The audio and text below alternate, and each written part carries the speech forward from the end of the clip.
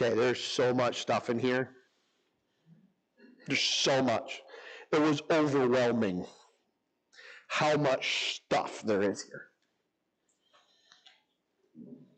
We're talking about the greatest service ever, and the fact that Jesus died on the cross to take care of our sin.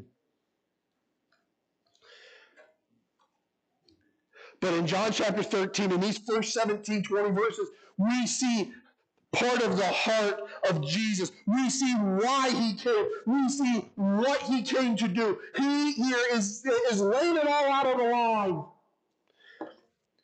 And so many times we get this in our head, well, I want to be like Jesus. Do you really? Like seriously, let's think about this for a second. We say that, we get in church, and we're like, yeah, I want to be like Jesus. And the moment you get in the car, you shut the door, you're like, thank God that's over. Because Jesus, this is what Jesus is doing. He's putting it all out there for them. He's teaching it now. Granted, Peter ain't so smart, but we'll get to Peter.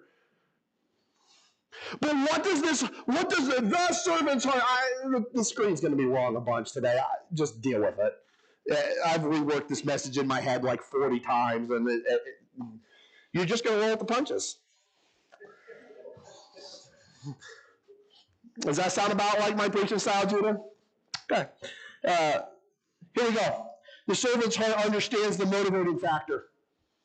It understands the motivating factor. This should really say 1 to 2. Might actually say that on your note sheet. Now, before the feast of the Passover, when Jesus knew that his hour had come to depart out of the world of the Father. Okay, let's stop there for a second. Let's understand what's going on here. Jesus knows his time to die is coming. Jesus understands, here it comes. He knows what's coming before him. Later in verse 3, he talks about how he came from the Father and how he's going back. He knows what's coming. But do not miss the rest of this verse. Having loved his own who were in the world,